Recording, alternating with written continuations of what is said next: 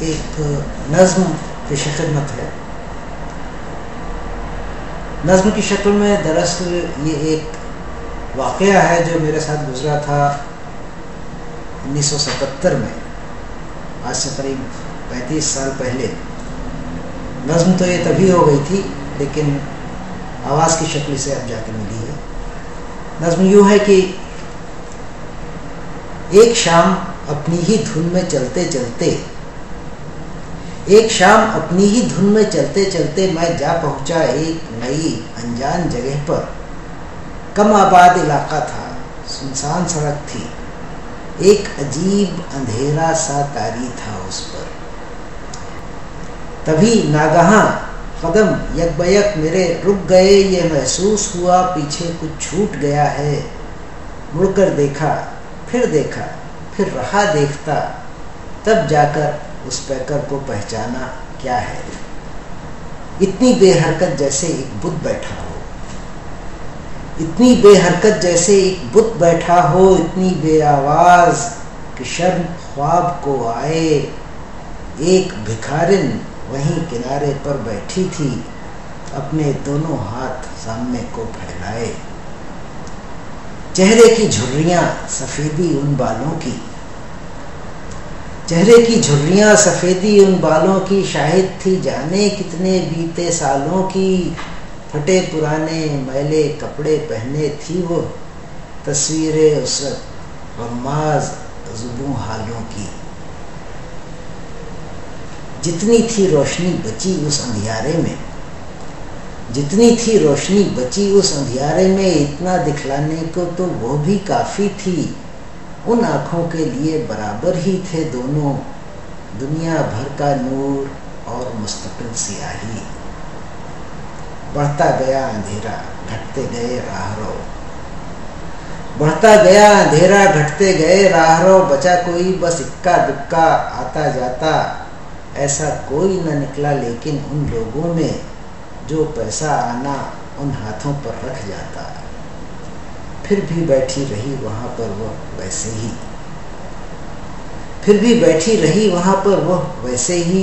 ہی آگے کو دونوں ہاتھ بڑھائے، ویسی ہی خاموش کہ شاید بے زبان تھی، ویسے ہی پہلے جیسی ہی آس لگائے. میں نے سوچا اس کو ایک چونی دے دوں، اتنی بڑی رقم تو کوئی نہ دیتا ہوگا. خوش ہو جائے گی غریب، کچھ کھا پی لے گی، نیکی کا اس سے سستا کیا موقع ہوگا. دن بھر کی اس کی مایوسی مٹ جائے گی جب اس کو یکلخت چونی مل جائے گی.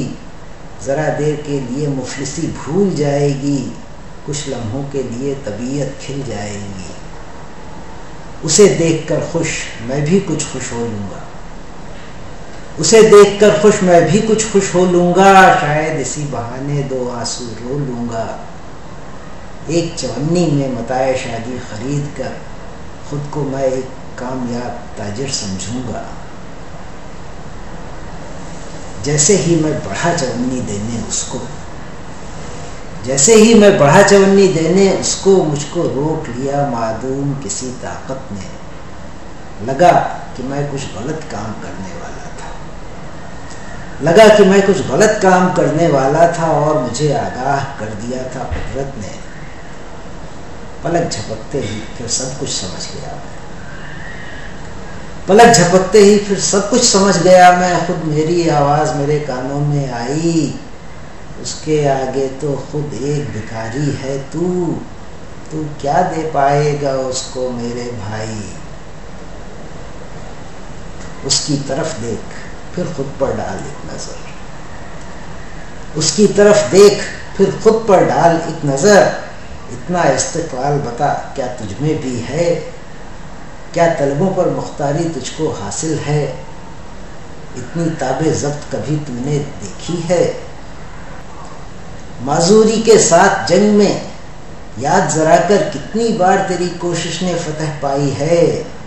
فکر و مسائل تیرے بھی ہیں اس کے بھی ہیں، پر بتلا کس کے ماتھے پر شکن آئی ہے.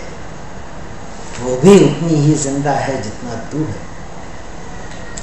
وہ بھی اتنی ہی زندہ ہے جتنا تو ہے، مگر دیکھ اس کی ضرورتیں کم کتنی ہیں۔